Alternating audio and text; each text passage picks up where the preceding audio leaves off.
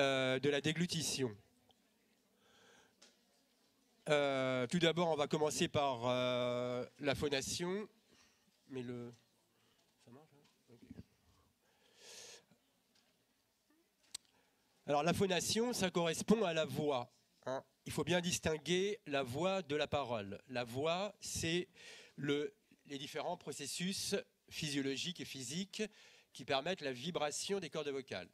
Okay, et qui vont ensuite être transformés en éléments de la parole. Les différents éléments de la parole, dans le langage populaire, on appelle ça des syllabes, mais normalement, ça s'appelle des phonèmes. C'est, par exemple, quand on dit « papa est parti pour Paris », c'est deux phonèmes. Okay, voilà. Donc, au niveau des cordes vocales, on va avoir une vibration des cordes vocales qu'on ressent très bien. Il suffit de mettre son doigt au niveau du cartilage thyroïde. Je vous rappelle que les cordes vocales, je pense que vous avez eu un cours d'anatomie, sont derrière le cartilage thyroïde. Et si vous faites « ah », on sent très bien une vibration à ce niveau-là. C'est la vibration des cordes vocales qui est transmise au cartilage thyroïde. Voilà. Alors ensuite, pour décrire sur le plan physiologique le processus de la phonation, on peut distinguer trois parties, comme vous voyez. Ce sont les poumons qui vont permettre de donner l'énergie qu'on appelle une énergie aérodynamique, puisque c'est la pression du poumon, la pression créée à l'intérieur des poumons et le débit d'air, qui va permettre donc cette énergie aérodynamique va être transformée en énergie acoustique au niveau des cordes vocales par la vibration des cordes vocales. Et ensuite, on va donc avoir au niveau des cordes vocales uniquement un bruit qui fait en gros B. D'accord ? C'est-à-dire que si on met un micro en regard des cordes vocales, ça ne fait pas A, I, O, U, ça va faire B. D'accord ? C'est la vibration des cordes vocales. Cette vibration des cordes vocales va permettre de créer la fréquence fondamentale du son qui sera ensuite modulée par les cavités d'articulation. Le principal articulateur, c'est la langue, et les cavités de résonance, la cavité orale, le pharynx, la cavité nasale. Par exemple, quand on est enrhumé, vous savez, on a du mal à parler, on parle avec, comme on dit, on parle avec le nez, c'est parce qu'on a une cavité de résonance qui ne fonctionne pas. Donc on peut... Ensuite, ce qu'il faut savoir, c'est qu'il y a une grande variabilité inter-individuelle, donc entre les sujets normaux, et intra-individuels, c'est-à-dire que par exemple, si l'on mesure l'acoustique de quelqu'un en mettant un micro et ensuite en analysant sa fréquence fondamentale donnée donc par la vibration des cordes vocales, puis les formants, c'est-à-dire les dérivés de la fréquence fondamentale par les cavités d'articulation et de résonance, en fonction de la journée, ça peut varier. D'autre part, il est important, mais ça, bon, il faut avoir des notions vagues, parce que ce n'est pas vraiment mon programme. Vous savez que la nature n'est pas symétrique et les cordes vocales ne vibrent pas à la même fréquence l'une et l'autre. Et normalement, je pense que vous avez fait des cours de physique, normalement, quand on a un signal sinusoïdal, on a quelque chose qui est comme ça. Comme les deux cordes vocales ne vibrent pas tout à fait à la même fréquence, si on enregistre ce signal avec un micro, par exemple, placé en regard du larynx, on va avoir quelque chose qui sera légèrement décalé et qui fera ça.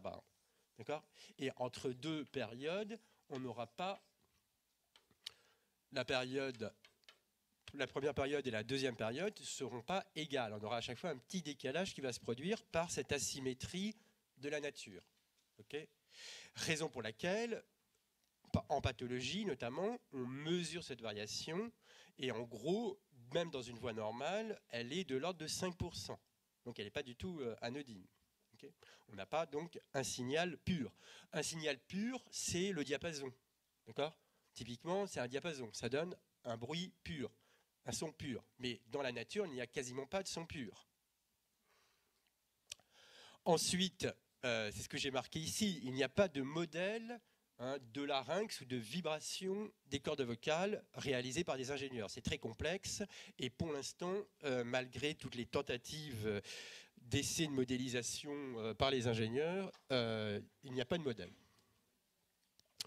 Alors sur le plan anatomique et plus exactement micro-anatomique, on explique la complexité de cette vibration des cordes vocales, notamment par ce qu'on appelle l'ultrastructure de la corde vocale. Et donc il y a notamment un auteur japonais qui s'appelle Hirano, enfin peu importe, qui a découpé des cordes vocales.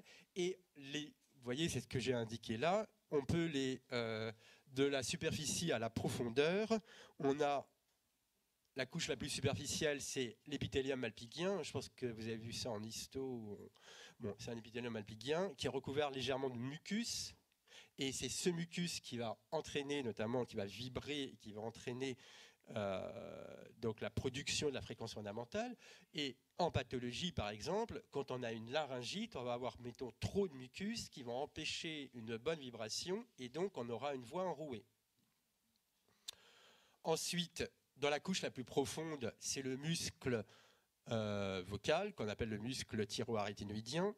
Et entre les deux, on a donc un tissu conjonctif, comme partout d'ailleurs dans le corps, sauf que là, ce tissu conjonctif est très particulier, puisqu'il est découpé en 3 parties.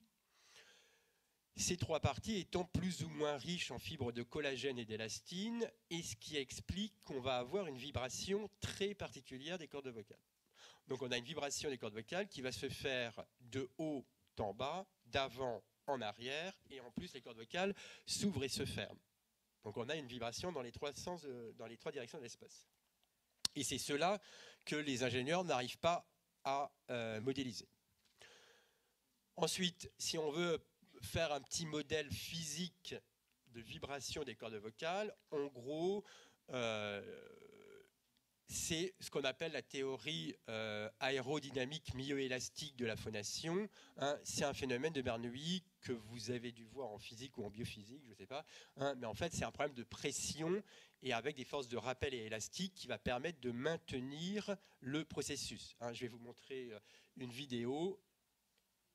Voilà, d'abord, ça c'est une coupe donc histologique de cordes vocales où vous avez en superficie l'épithélium, comme je vous ai dit, dans la profondeur, le muscle, et comme vous voyez, et ensuite, les 3 couches, plus ou moins riches en fibres de collagène et d'élastine. D'accord ? Ensuite, voilà le modèle de cordes vocales. Vous voyez que les cordes vocales vibrent d'abord du bord inférieur à leur bord supérieur. Ça, c'est vers les poumons, la trachée, et ça va être vers la bouche. D'accord ? Et donc, les cordes vocales, si on les voit en coupe transversale, en coupe frontale, elles vont vibrer donc de bas en haut. Et en plus, donc, si on les regarde du haut, elles vibrent d'arrière en avant. Et d'autre part, elles s'ouvrent et elles se ferment. Vous voyez, il y a parfois des espaces d'air entre les cordes vocales. Et c'est cela qui va créer le son.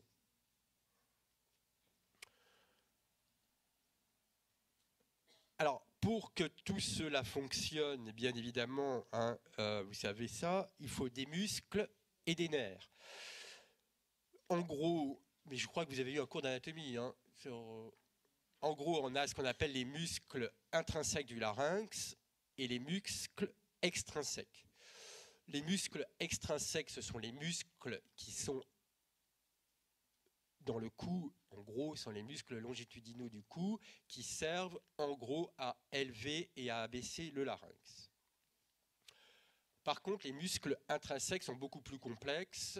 C'est notamment le muscle de la corde vocale, donc le muscle thyroarytinoïdien, les muscles qu'on appelle cricoarytinoïdiens latéral et postérieur et interarytinoïdien. Ce sont tous les muscles qui vont permettre donc aux cordes vocales de s'ouvrir et de se fermer.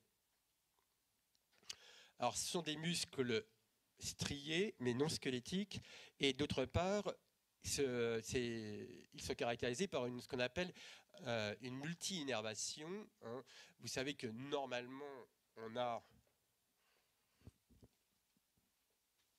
en gros un muscle et un nerf, d'accord ? Eh bien, dans les phénomènes de multi-innervation, on va avoir un nerf qui va entraîner un neurone, pardon, hein, c'est pas un nerf, c'est un neurone, parce que le nerf, notamment moteur du larynx, c'est le nerf laryngé inférieur, c'est-à-dire le nerf récurrent, et ce nerf comprend à peu près 1000 neurones. Et on a un neurone qui va arriver à...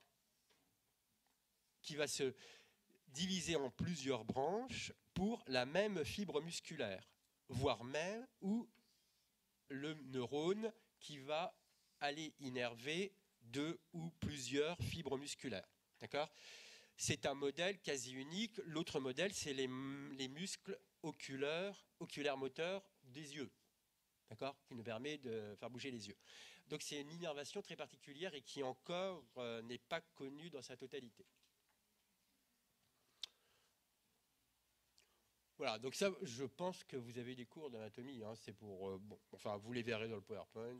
C'est les muscles du larynx. Hein. Je pense qu'il ne faut pas les savoir par cœur. Voilà. Alors, si on veut simplifier au maximum sur le plan conceptuel un larynx, et c'est ce que l'on fait, nous, enfin, moi, je suis chirurgien, chirurgicalement, on peut enlever un larynx, disons, enlever en gros 75% des structures dans le larynx, ce qui va permettre néanmoins aux patients, entre guillemets, de parler et de déglutir. Parce qu'on va voir dans la deuxième partie que le larynx joue un rôle important dans la phonation, hein, dans la voix, mais également dans la déglutition.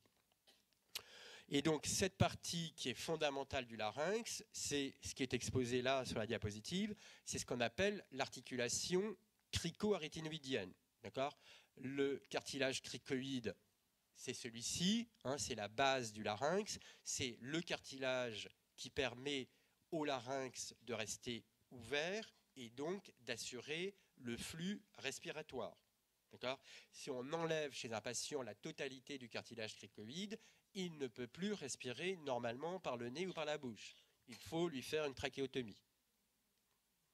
D'autre part, sur le cartilage cricoïde, on a un cartilage aryténoïde. Je vous rappelle qu'il y en a deux normalement, mais le minimum qu'il faut garder, c'est un cartilage aryténoïde avec ses muscles crico-aryténoïdien postérieur qui permet d'ouvrir le larynx, donc la respiration, et le muscle crico-aryténoïdien latéral qui va permettre au contraire de fermer et donc permettre la déglutition et la phonation.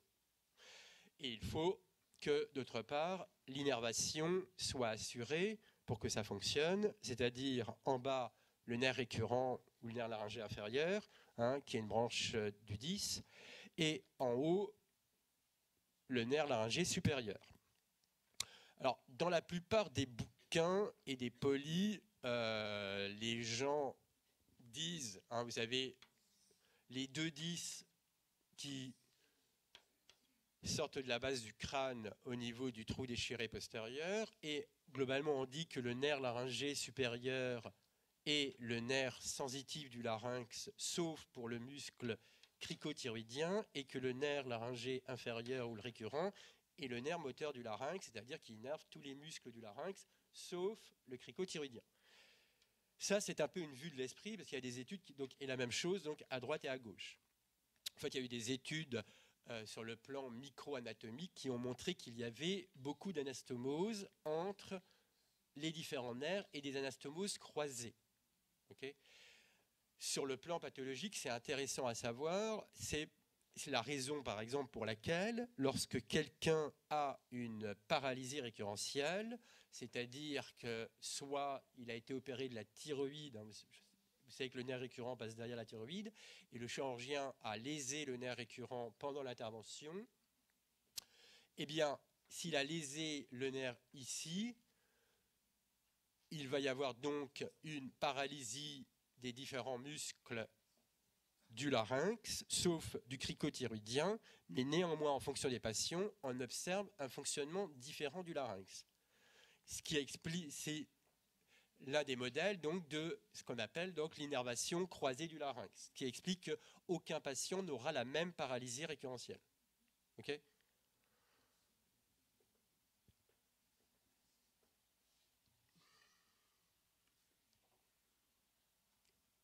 Bon, ça c'est une vue du larynx, hein, avec l'épiglotte, ici donc les cordes vocales ou plis vocaux, et donc ici au-dessus les bandes ventriculaires, le cartilage thyroïde coupé et le cartilage cricoïde sur lequel est posé donc le cartilage aryténoïde. Bon, c'est à vrai clair, c'est quelques notions de physiologie, parce que c'est très complexe, hein, je vous dis, on ne sait pas le fonctionnement exact, donc c'est plutôt des notions de base. Vous avez des questions? Non. Donc, quand, sur le plan sémiologique, une anomalie de la vibration des cordes vocales s'appelle une dysphonie. La dysphonie, typiquement, c'est donc une atteinte laryngée et plus particulièrement une atteinte de la corde vocale. D'accord ? Et il faut bien distinguer une dysphonie de ce qu'on appelle une dysarthrie ou un trouble de l'articulation. D'accord ? Notamment, si on a un problème au niveau de la langue, on va avoir du mal à parler. On va confondre par exemple les consonnes et compagnie, mais ce n'est pas une dysphonie, c'est une dysarthrie. Une dysphonie, c'est typiquement, tout le monde en a eu, c'est typiquement la laryngite quand on a l'hiver et on a la voix un peu cassée, voire une aphonie, c'est-à-dire que la voix ne sort plus du tout. D'accord ? Il faut bien distinguer les deux, parce que dysphonie veut dire trouble au niveau du larynx, dysarthrie veut dire trouble neuromusculaire. Donc soit une anomalie des différents muscles de la langue, de toutes les cavités de la cavité orale ou du pharynx, ou de l'innervation. D'accord ? Donc ça se verra plutôt dans toutes les maladies neuromusculaires ou dans les maladies neurologiques.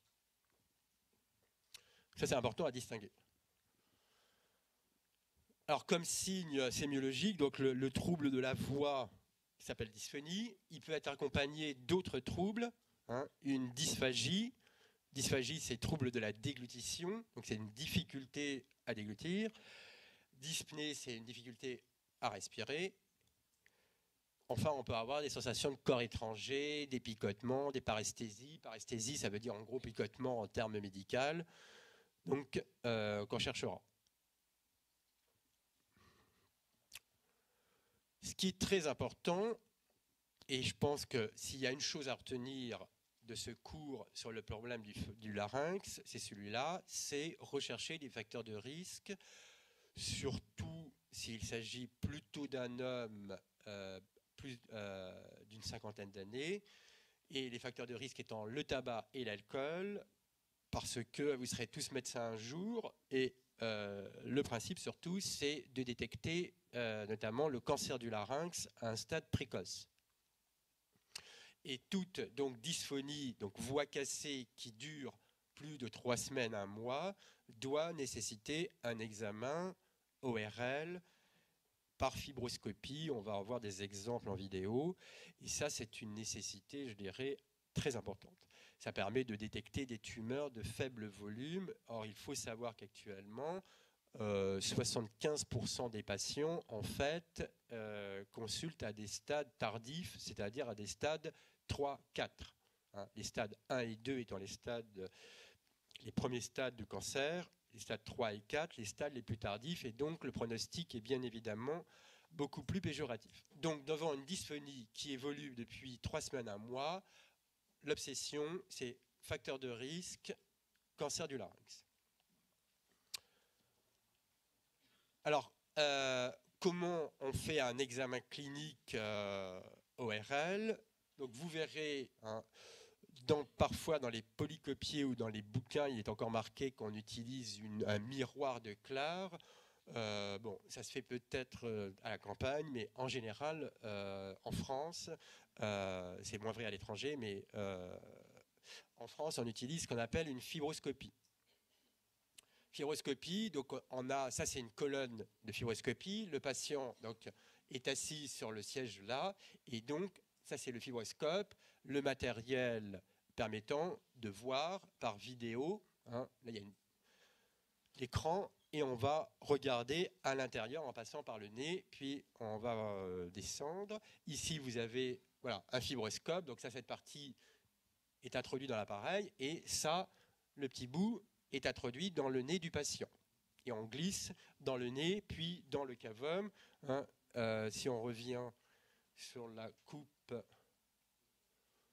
voilà. Donc on va passer par le nez, on descend dans le cavum, et ensuite, toc, toc, toc, toc, par là. Et donc on va voir parfaitement les cordes vocales.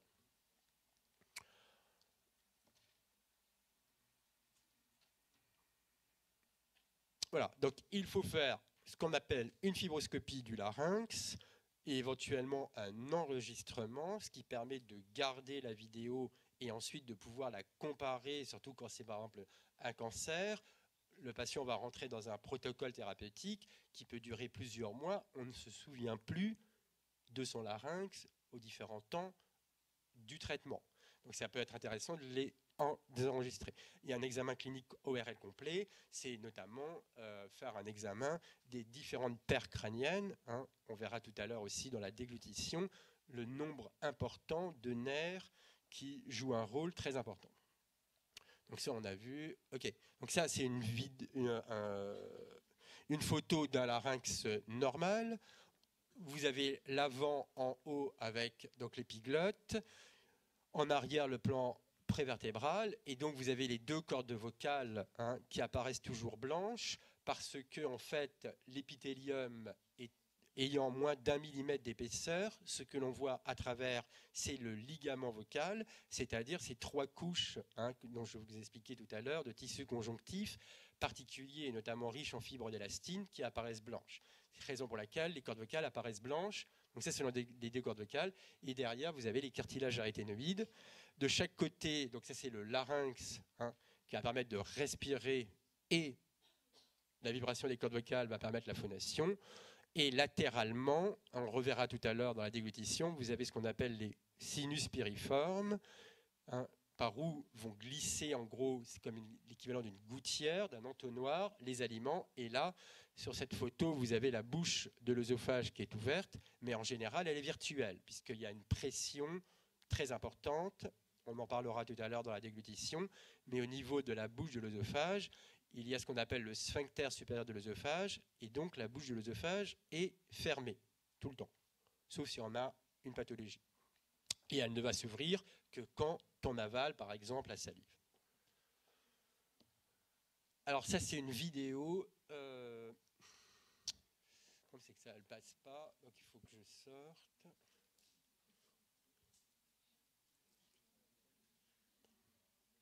Bon, on va regarder celle-là. Bon, ça, c'est une vidéo des cordes vocales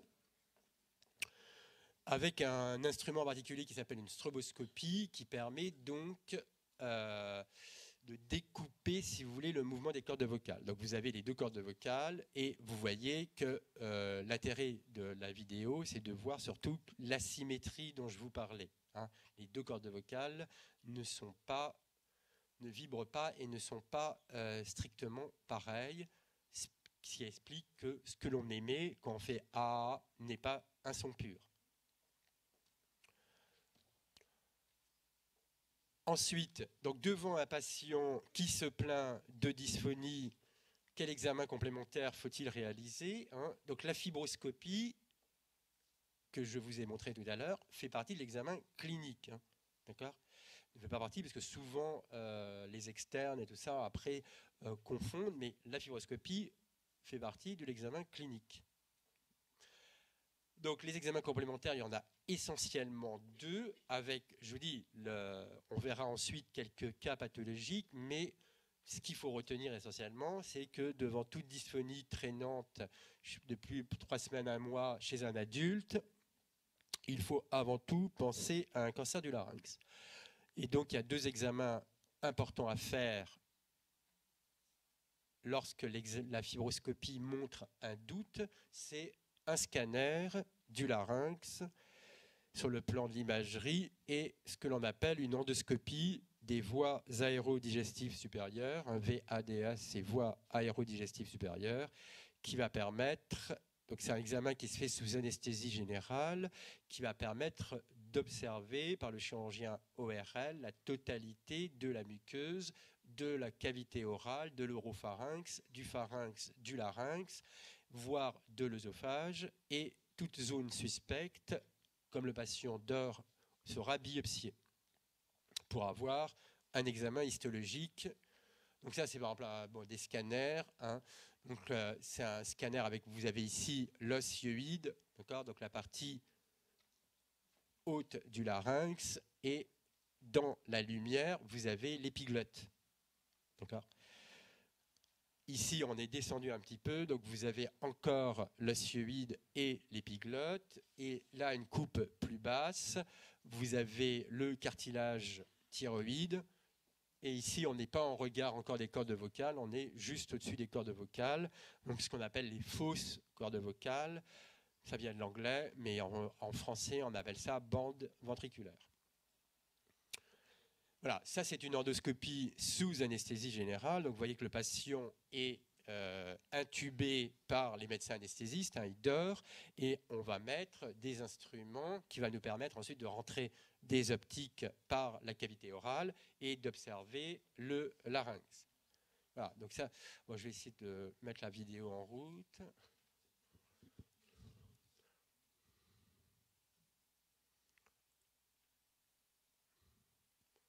Elle passe pas.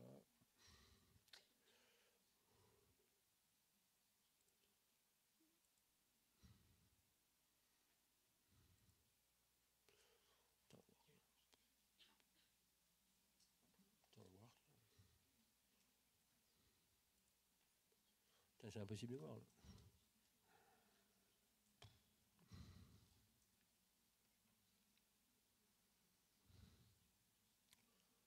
Vous savez pourquoi c'est flou, non?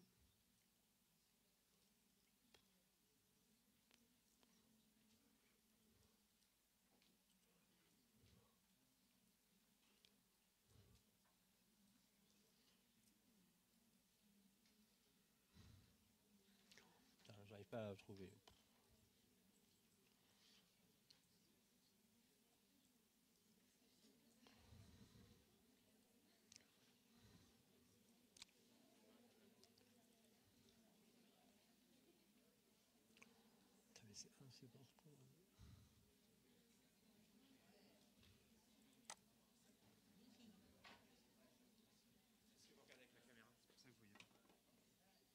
Ah d'accord, merci.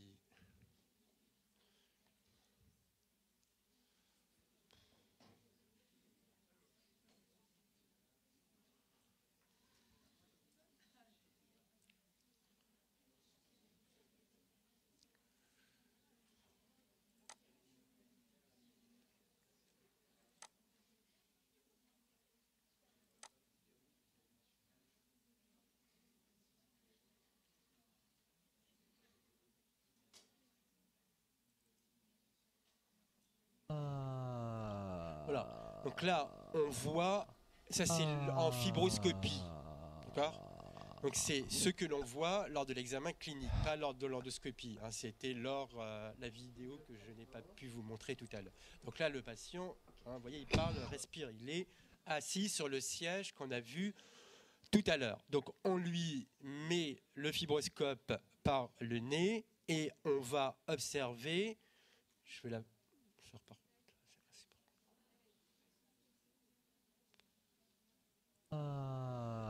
Voilà, donc vous avez l'épiglotte ici, les deux cordes vocales ici qui s'ouvrent et qui se ferment, d'accord? Quand il respire, donc ça s'ouvre, et vous voyez là, à des moments, il fait exprès des phénomènes de forçage. Vous avez les aryténoïdes qui viennent contre l'épiglotte. C'est un peu ce qu'il se passe lors de la déglutition, ce qui explique que le larynx, c'est essentiellement un sphincter, d'accord?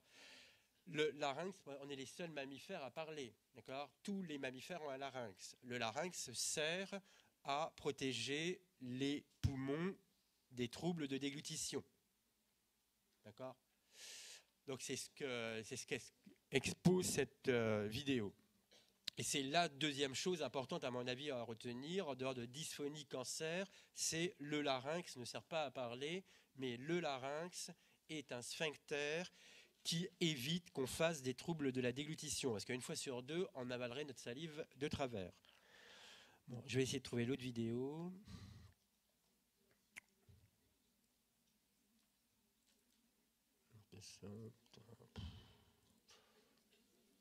Voilà.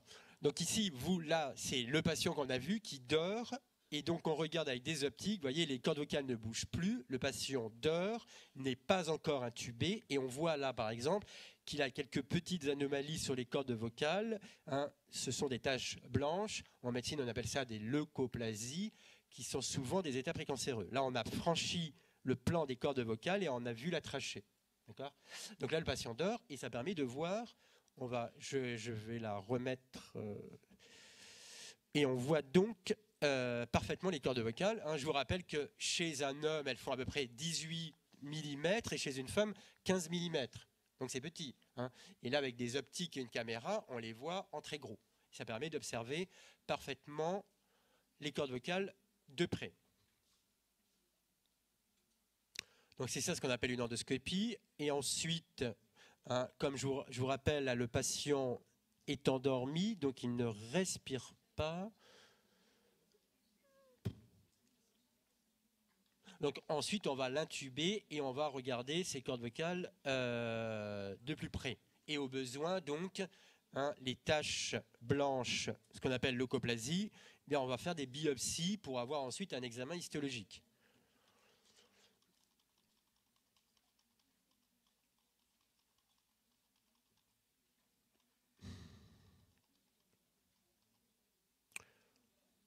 Voilà. Ensuite, donc typiquement, quand il y a une anomalie au niveau des cordes vocales, donc je vous ai dit, hein, c'est typiquement un cancer des cordes vocales, c'est le genre de lésion qu'on va observer, hein, donc des lésions exophytiques d'une corde vocale. Bon, là on voit pas très bien la corde vocale, mais bon, voilà. Là on voit très bien, donc on a la corde vocale droite qui est normale, et la corde vocale gauche, vous voyez, qui a cette lésion exophytique et ulcérante. Bon, même sans, c'est certainement un cancer. Pour l'affirmer, il faut bien évidemment faire des biopsies qu'on va envoyer au laboratoire d'histologie, et là ça répondra généralement carcinome épidermoïde, hein, c'est la majorité du type de cancer du larynx. Alors quand c'est des lésions très petites des cordes vocales, on peut éventuellement les observer et en même temps enlever la lésion pendant le même temps opératoire et on réalise ce qu'on appelle une cordectomie au laser. Hein, donc vous voyez ici ces taches blanches donc qui sont des lésions leucoplasiques et qui sont des états précancéreux. Vous verrez que dans le cancer, généralement, avant d'arriver au cancer, on a ce qu'on appelle des états précancéreux où les cellules commencent à se modifier avant carrément de dégénérer, franchir la membrane basale et de faire un carcinome invasif. Donc ça, c'est typiquement ces états précancéreux et on va utiliser un laser pour enlever la muqueuse des cordes vocales. C'est ce qui a été fait sur la deuxième diapositive et vous voyez le ligament qui a été préservé, d'accord ? Ce qui évite d'avoir ensuite une dysphonie séquelaire. Dès qu'on touche chirurgicalement au ligament vocal, on va avoir une anomalie de la voix. Bon, ça c'est pour votre culture, hein, c'est pas... Donc là, c'est une lésion un peu plus importante, vous voyez, de la corde vocale qui a été également enlevée au laser. Mais là, la cordectomie est plus importante que celle précédente. On a enlevé la muqueuse et le ligament vocal. Autre exemple, à droite, donc une tumeur plus importante, vous voyez, exophytique, qui saigne au contact. C'est typiquement donc un cancer... du larynx, cancer de la corde vocale, donc on a enlevé au laser, et là on a fait une cordectomie encore plus importante que les deux précédentes. On a enlevé la muqueuse, le ligament, plus une partie du muscle vocal, et ce que vous voyez là, c'est la partie la plus profonde du muscle vocal. Voilà, un autre exemple, on va passer. Et ensuite, on fait des schémas lors de l'endoscopie, et ça c'est typiquement un schéma par exemple pratique. Hein, vous avez les deux cordes vocales qui sont là, les cartilages aryténoïdes, la gauche et la droite, et on va dessiner ce que l'on a fait. Et on va, par exemple, chez ce patient, il a eu donc la résection, là c'est une coupe frontale de la bande ventriculaire, ce qui permet d'exposer la corde vocale parfaitement, puisque la bande ventriculaire, je vous rappelle, est juste au-dessus de la corde vocale. Donc on a enlevé la bande ventriculaire qu'on va envoyer en examen histologique et ensuite on a enlevé, donc vous voyez, la corde vocale en plusieurs parties qui vont être ensuite analysées.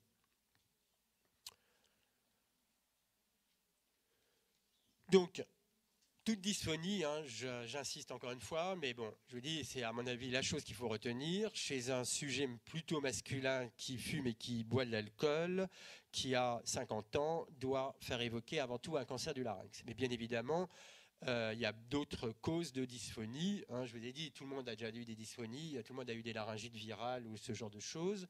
Bon, c'est les causes virales qui sont les très fréquentes. Ensuite, il y a ce qu'on appelle les troubles fonctionnels. Ce sont ce qu'on appelle aussi les dysphonies dysfonctionnelles. Ça atteint les professionnels de la voix, typiquement les profs hein, à l'école qui parlent, qui hurlent sur les élèves toute la journée. Ils ne peuvent plus parler. Voilà. Donc c'est typiquement les profs que vous avez eus au collège et compagnie, bon, et qui ont souvent un profil particulier. Ensuite, on peut avoir une pathologie bénigne des cordes vocales avec la présence de polypes, de nodules, de sulcus, le sulcus étant une anomalie, c'est un pli au niveau de la muqueuse des cordes vocales. Ça, c'est pour vous donner des exemples de pathologies, hein, mais ça sort un peu du cours, hein, parce que le cours, c'est sémiologie, je vous rappelle. Donc. Et d'autre part, comme je vous ai dit tout à l'heure, l'une des grandes causes aussi de dysphonie, c'est les paralysies laryngées, et notamment les paralysies récurrentielles. Hein. On en verra des exemples tout à l'heure, où la corde vocale est donc paralysée, une des deux cordes vocales est paralysée, ce qui entraîne une dysphonie. Voilà, donc ça c'est un gros nodule sur la corde vocale gauche, l'avant est en bas, l'arrière est en haut, comme c'est indiqué en anglais. Ici vous avez des petits nodules, vous voyez sur les deux cordes vocales, pareil, l'avant est en bas, l'arrière est en haut. Ça, ce qu'on appelle aussi des kissing nodules, ça se voit typiquement aussi chez les gens, soit chez les chanteurs qui placent mal leur voix, soit chez les enseignants qui parlent beaucoup. Hein, et donc sur la partie du tiers moyen des deux cordes vocales apparaissent ces petits nodules. Généralement, on fait de la rééducation orthophonique pour apprendre à placer sa voix différemment. Ça, c'est un gros granulome sur la partie plutôt postérieure du larynx. C'est souvent en rapport avec ce qu'on appelle le reflux gastro-œsophagien, c'est-à-dire l'acidité de l'estomac par incompétence du sphincter inférieur de l'œsophage et du sphincter supérieur de l'œsophage. On peut avoir de l'acidité qui remonte et qui va, notamment en position déclive la nuit quand on dort, irriter la partie postérieure du larynx et créer ce genre de granulome. Bien. Pour dysphonie, vous avez des questions? Donc on va parler de la déglutition.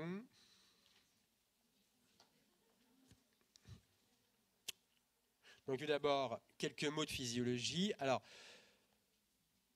la physiologie de la déglutition est artificiellement séparée en plusieurs phases, ce qui est un peu une vue de l'esprit, parce qu'en fait, comme la physiologie de la phonation, on ne connaît pas tous les temps exacts de la déglutition. Hein.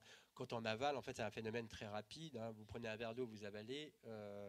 Ça prend, chez un sujet normal, moins de 6 secondes. Et d'ailleurs, l'un des tests faciles à faire pour voir si un patient a un trouble de déglutition, c'est de lui donner un verre d'eau, en gros 80 ml de liquide, de lui demander de boire. S'il met plus de 6 secondes, c'est qu'il a un trouble de déglutition.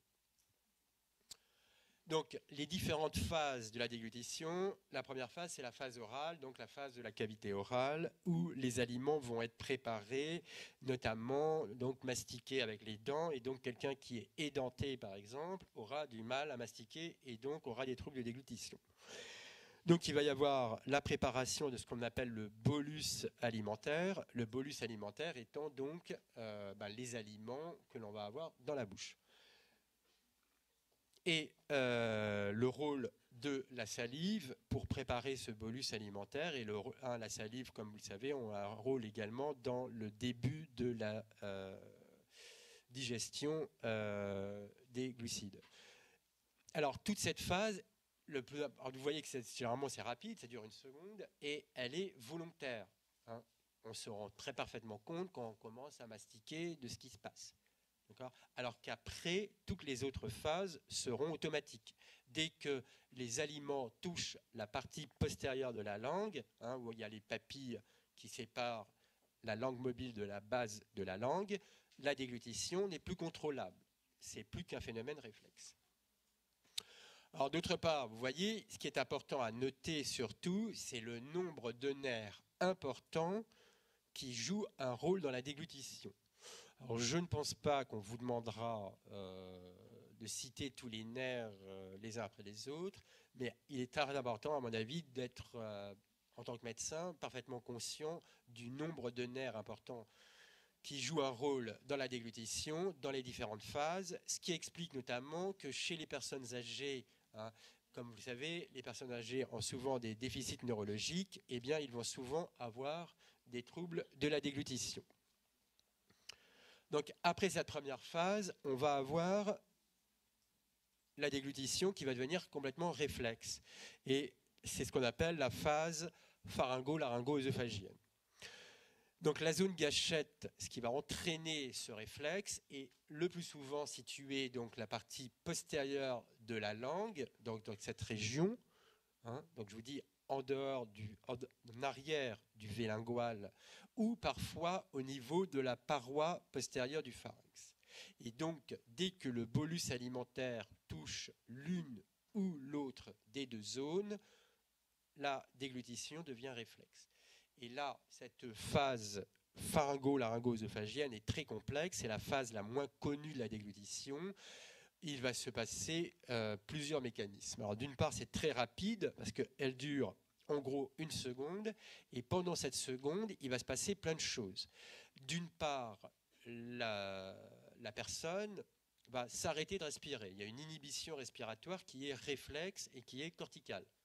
D'autre part, on va avoir une fermeture du voile du palais, hein, ce qu'on appelle la fermeture vélopharyngée, ce qui évite d'avoir des reflux par le nez lorsque l'on mange, ce qui serait assez désagréable. Et typiquement, par exemple, en chirurgie, si quelqu'un a une tumeur du voile du palais, on va lui couper le voile du palais. D'une part, il va avoir ce qu'on appelle une rhinolalie ouverte, c'est-à-dire il va parler comme ça avec le nez, il y aura une fuite d'air permanente, contrairement à une rhinolalie fermée qu'on a quand on est enrhumé. Et d'autre part, comme il n'a plus un bout de voile de palais, les aliments ou souvent les liquides vont passer par le nez. Donc on va avoir fermeture du voile du palais contre la paroi postérieure et en même temps l'ascension du larynx, hein, et on le sent très bien, hein, si vous mettez vos mains comme ça sur le cartilage thyroïde, vous avalez votre salive, on sent parfaitement que le larynx s'élève quand on avale.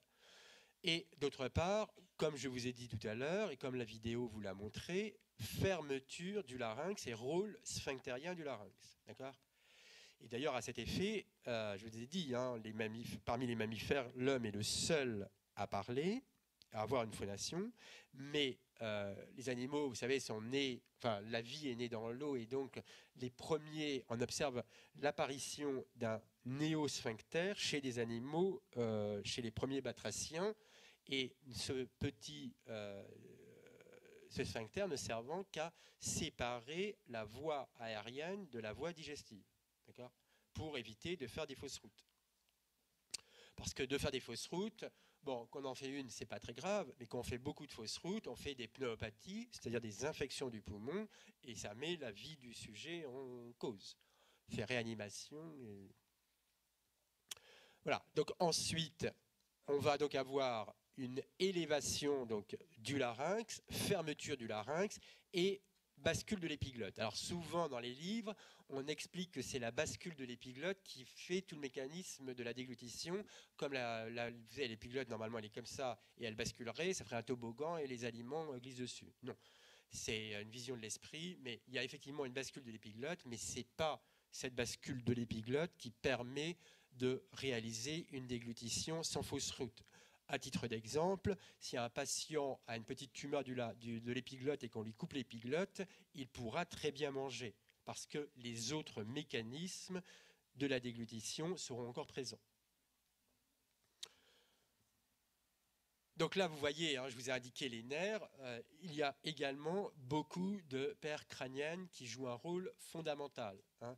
Et donc là encore, toutes les maladies neuromusculaires, les myopathies, la myasthénie, la sclérose en plaques, toutes les maladies que vous verrez plus tard en neurologie, hein, c'est pas le problème d'aujourd'hui, mais c'est intéressant déjà à le savoir, que toutes ces maladies neurologiques auront un impact au niveau de la déglutition.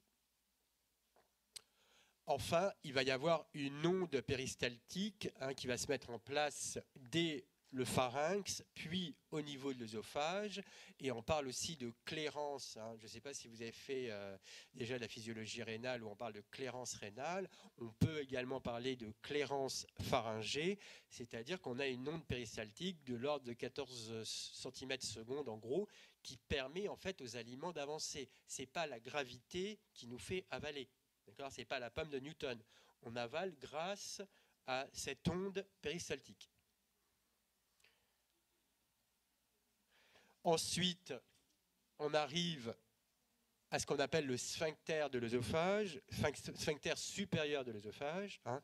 Donc le sphincter supérieur de l'œsophage, en fait, c'est une notion physiologique puisqu'il est constitué de 3 parties musculaires.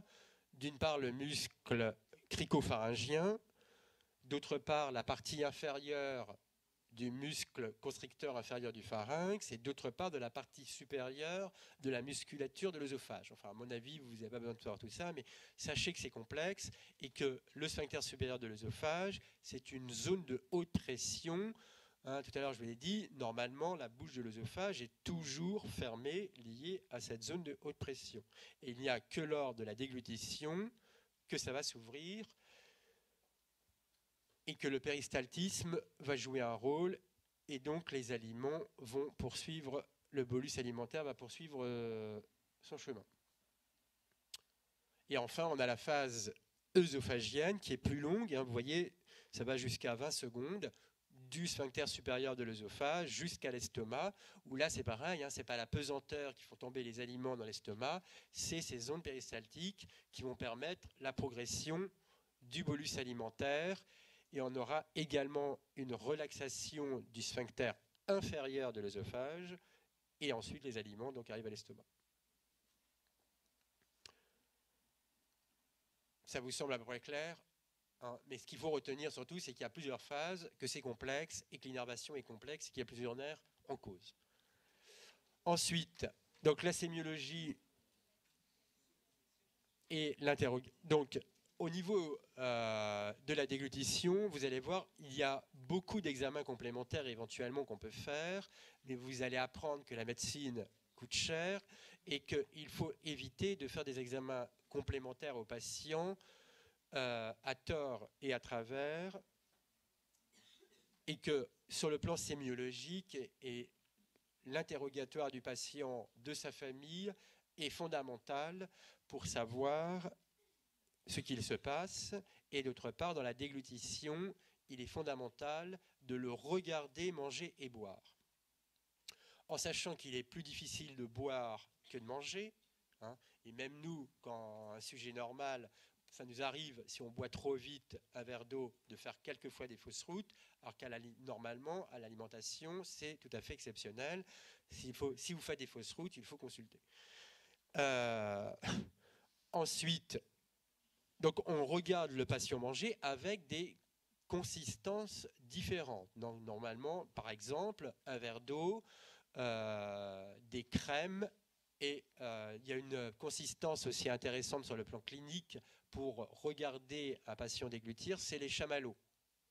Donc on leur donne un chamallow, ils ont déjà du mal à le mastiquer et ça permet de bien observer la façon dont le patient déglutit.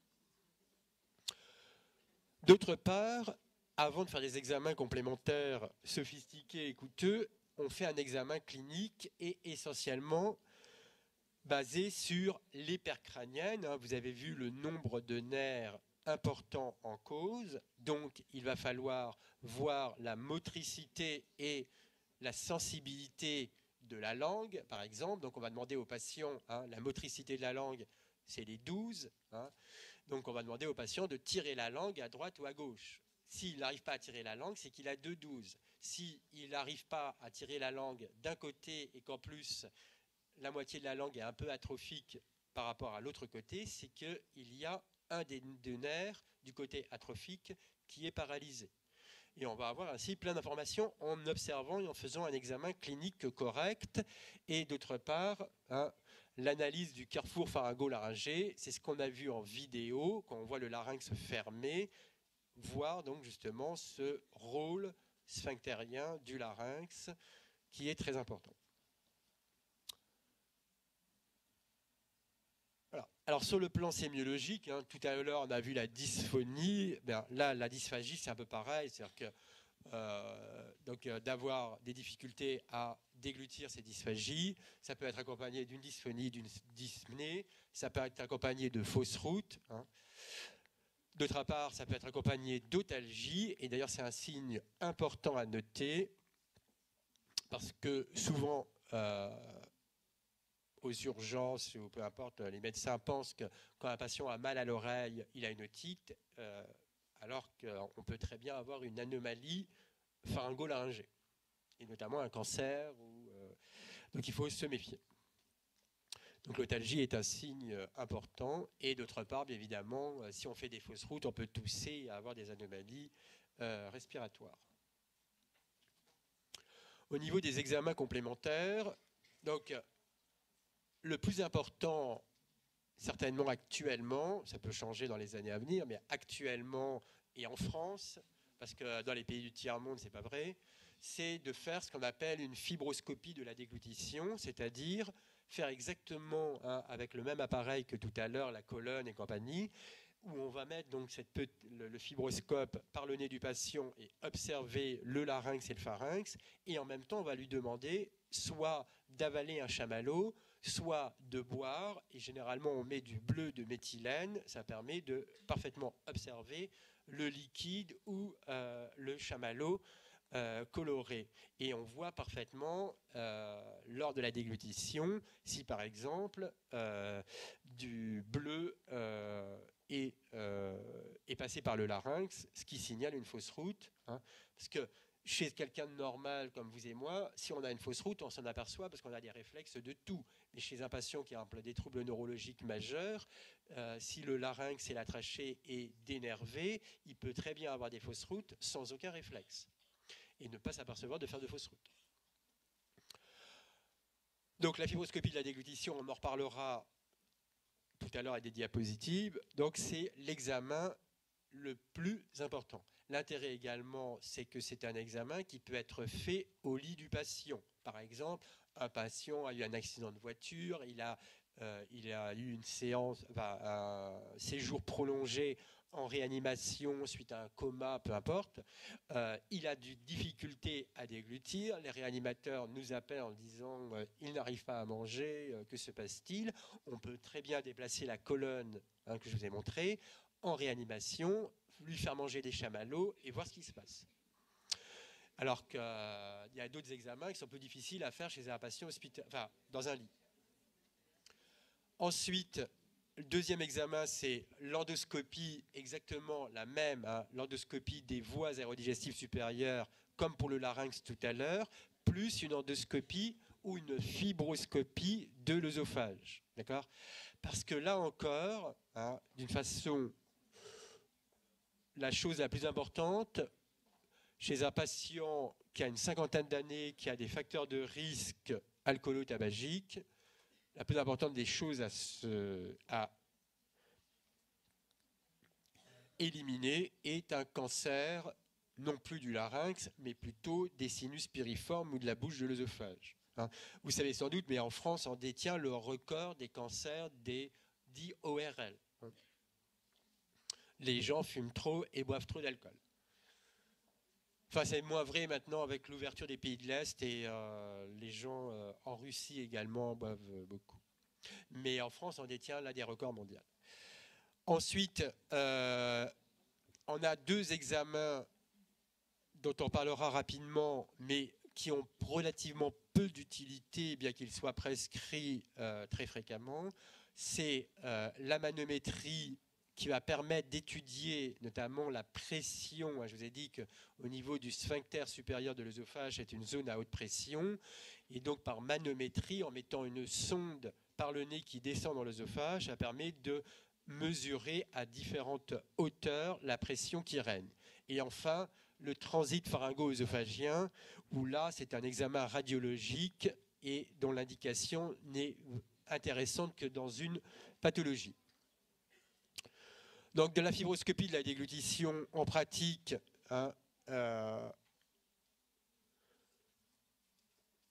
on va donc d'abord demander au patient d'avaler sa salive et on va observer, comme on a vu tout à l'heure, son larynx, le fonctionnement du larynx, c'est ce qu'on appelle la dynamique laryngée, si les cordes vocales et les cartilages aryténoïdes ont bien ce mouvement d'ouverture et de fermeture, s'il n'y a pas de paralysie.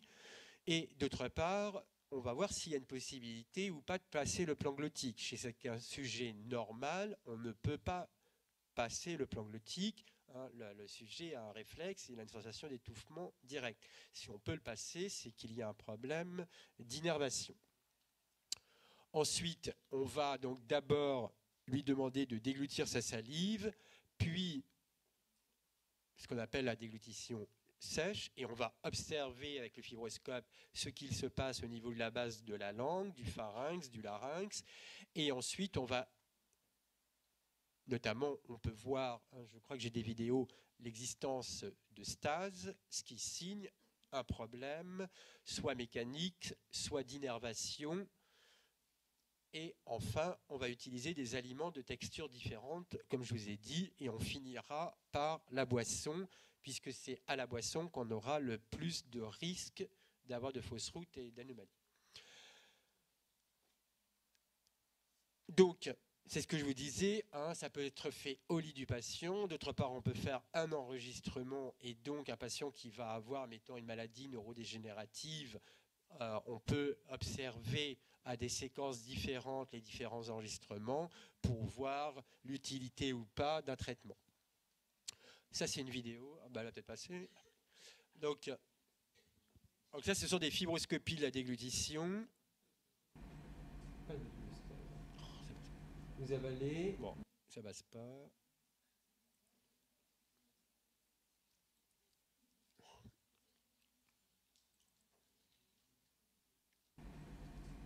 Voilà. Donc là, vous voyez, donc, le patient a le fibroscope. Allez-y, vous avalez. Et on voit, si vous regardez attentivement, ça bouge un peu moins bien de ce côté-là que de ce côté. D'accord ? Ce qui n'est pas normal. D'accord ? Donc il n'a pas une paralysie complète, mais il a une parésie. D'accord ? C'est que d'un côté, le larynx bouge moins bien, le cartilage aryténoïde et la corde vocale, d'accord, bougent légèrement moins bien à gauche qu'à droite. Là, donc, le patient a avalé et on ne voit pas de stase salivaire, de stase de boisson, pardon. Il a avalé vous verrez avec les autres, un verre d'eau coloré en bleu et on ne voit pas d'anomalie. Donc on peut considérer que la fibroscopie de la déglutition est normale malgré donc ce léger déficit. Voilà. Ici, vous voyez, on a l'aryténoïde qui bouge un peu moins bien que de l'autre côté. D'accord ? Donc c'est pas une paralysie, mais une parésie. Voilà. Un autre.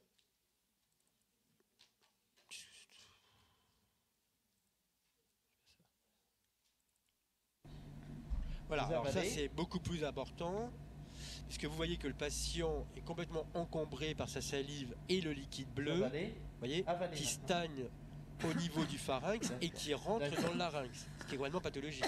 Du coup, ça le fait tousser.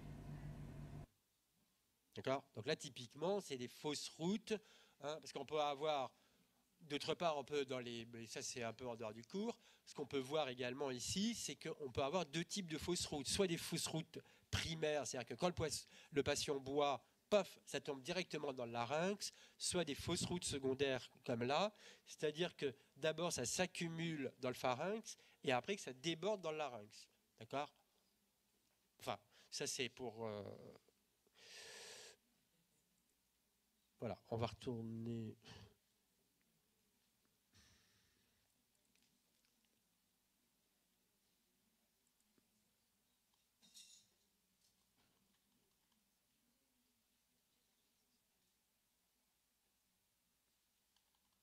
Vous avez des questions?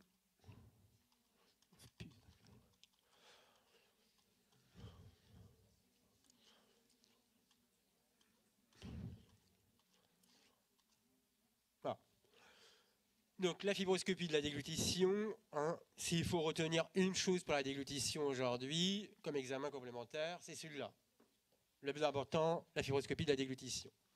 Ensuite, vous verrez dans les bouquins, tout ça, souvent c'est marqué, il faut faire des transits barytés. Ça ne sert à rien, sauf pour une seule pathologie. Donc transit baryté, c'est un examen radiologique où on fait boire donc un produit radio opaque et on prend des radios. Et le seul intérêt, c'est lorsque le patient est atteint de ce qu'on appelle un diverticule de Zenker ou diverticule pharyngosœophagien, qui est une anomalie qui survient avec l'âge. Donc ça se voit chez les sujets généralement âgés de plus de 60 ans. Et ça va créer un... voilà. Donc c'est entre le constricteur inférieur du pharynx et le muscle cricopharyngien.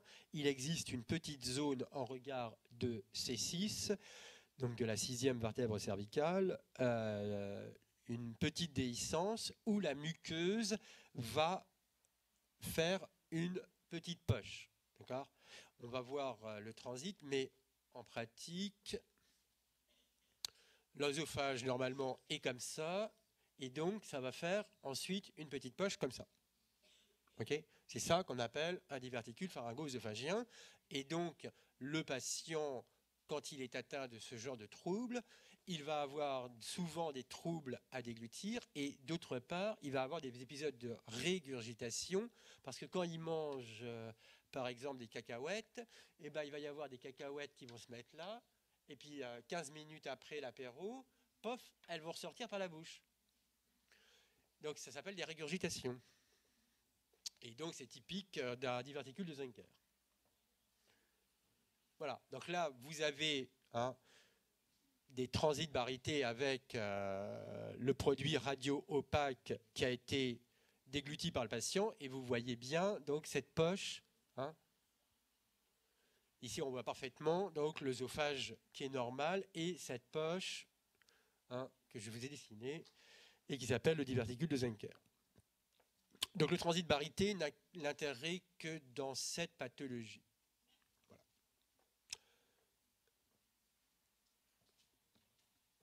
Voilà, ça c'est encore, on voit très bien. Et généralement, ils sont postérieurs puisque la déhiscence entre les deux muscles est postérieure. Donc le diverticule est entre l'œsophage et la 6e vertèbre. Alors au niveau du traitement, 2 secondes, enfin c'est hors programme, mais bon, le traitement on peut soit opérer les patients par voie cervicale, donc on va ouvrir le cou, arriver à l'œsophage et on va repérer ce diverticule. On va soit couper ici, mettre des points et partir et fermer, mais il y a toujours un risque qu'il y ait une fuite salivaire et donc le patient après peut avoir un problème cervical, voire même la salive après descendre dans le médiastin et faire une médiastinite, ce qui peut être très grave. Soit l'autre possibilité chez le sujet âgé pour ne pas prendre de risque, c'est qu'on prend le diverticule et on lui met la tête en bas. D'accord ? Si bien que les aliments ne peuvent pas remonter comme ça. Et on ne prend pas de risque au niveau de l'ouverture de la muqueuse et de fuite salivaire, voire de médiastinite. Parce qu'une médiastinite, en gros, pour vous dire, il y a 60% de mortalité. Donc c'est pas très bon. Donc ça, c'est par voie externe. Et maintenant, on a développé des chirurgies par voie endoscopique, c'est-à-dire par voie naturelle, où on va faire, comme nous avons vu tout à l'heure sur les vidéos, mettre des tubes dans la bouche du patient et on va mettre en évidence le diverticule par voie naturelle. Et ensuite, donc vous avez là le diverticule et là l'œsophage, mais qui est virtuel. Je vous ai dit, l'œsophage généralement est fermé. Donc là, vous avez le diverticule et l'œsophage. Et on va sectionner soit on prend un laser et on va sectionner ce mur afin de créer un truc qui sera comme ça, soit on prend une pince automatique qui permet de sectionner cette partie-là afin que la poche soit directement ouverte dans l'œsophage. Et donc le patient n'aura plus, vous comprenez, ces troubles de déglutition avec des aliments qui restent coincés. Et ça évite d'avoir des suites opératoires plus compliquées que par chirurgie externe. Enfin, ça, je vous dis, c'est totalement hors programme. Autre examen, la manométrie œsophagienne. Donc la manométrie œsophagienne, je vous ai dit, c'est une sonde que l'on va placer par le nez dans l'œsophage et on va mesurer la pression à différents niveaux. Alors typiquement, donc on va avoir des ondes de pression, hein, et là par exemple, donc vous avez, ça c'est le 4, généralement c'est au niveau du sphincter supérieur de l'œsophage, et donc ça va être des zones au-dessus du sphincter supérieur de l'œsophage. Donc pour mesurer ce que je vous ai dit tout à l'heure, ce qu'on appelle la clairance pharyngée ou le péristaltisme pharyngé, c'est-à-dire un mouvement de tapis roulant des muscles constricteurs du pharynx. Donc ici, le sujet est normal, il y a une onde de pression, vous voyez, qui passe. Par contre, ici, eh bien, il n'y a pas d'onde de pression. Au niveau du sphincter supérieur de l'œsophage, il y en a une, mais il n'y en a pas au niveau des muscles constricteurs du pharynx. Ça veut dire que, a priori, ces muscles constricteurs ne sont pas innervés correctement. Okay. Donc ça se fait surtout, pas en première intention, mais déjà quand, lors de la fibroscopie de la déglutition, on a observé des anomalies qui orientent vers un trouble de ce type-là. Et ça va entraîner, a priori, au niveau de la fibroscopie de la déglutition, notamment des stases salivaires. Hein, et donc on va se dire, tiens, il doit avoir une anomalie à ce niveau-là, on va lui demander une manométrie pour l'objectiver. Enfin, comme pour le larynx et la phonation, hein, si lors de la fibroscopie on voit un obstacle ou a fortiori une lésion tumorale, l'examen le plus important c'est de faire une endoscopie sous anesthésie générale, hein. Et généralement on fait une endoscopie comme tout à l'heure, hein, je vous ai dit des VADS, donc des voies aérodigestives supérieures, et là on voit bien, donc la bouche de l'œsophage est là, le larynx est là, les deux sinus piriformes sont ici, hein. Ici c'est une vue postérieure, on a enlevé les vertèbres, donc là ça permet de bien comprendre l'anatomie du larynx et du pharynx. Ça c'est une vue du sinus piriforme, c'est la même vue que tout à l'heure, hein, vous voyez le larynx, et là c'est le sinus piriforme gauche, vous aurez la même chose à droite, et ici la bouche de l'œsophage comme on avait déjà vu tout à l'heure. Et là par exemple, on ne voit pas très bien, mais vous voyez il y a manifestement une lésion exophytique, hein, clairement une tumeur en arrière du larynx, puisque là on voit, hein, on devine la corde vocale droite qui est normale et la corde vocale gauche on ne voit pas très bien, mais la tumeur n'est pas dans le larynx, elle est en arrière du larynx, donc au niveau de la bouche de l'œsophage. Au niveau des autres, donc ça c'est les examens les plus importants à faire. Au niveau des autres examens, ils ne sont pas de pratique clinique. D'accord ? Alors on peut en citer quelques-uns, mais pour l'instant ils ne sont pas utilisés en pratique clinique, ils sont utilisés dans un but de recherche. On peut faire par exemple des électromyographies du larynx ou du pharynx permettant de mesurer le fonctionnement des différents muscles du larynx ou du pharynx. On peut faire des IRM fonctionnels, soit du larynx en phonation, pour voir notamment s'il y a des anomalies corticales, soit en déglutition. D'autre part, on peut faire des études en faisant des biopsies et faire des études musculaires, faire des biopsies musculaires pour faire des études après et au niveau de la structure même des fibres musculaires. C'est surtout intéressant dans les différentes anomalies telles que les myopathies, notamment il y a différentes myopathies, par exemple la myopathie oculopharyngée qui ne touche que les muscles de l'œil et du pharynx, qui ne touche pas les autres muscles d'organisme. D'autre part, on peut faire des études génétiques Et donc, notamment, on sait que certaines myopathies sont familiales, mais ce ne sont pas des examens de routine. Voilà. Vous avez des questions ?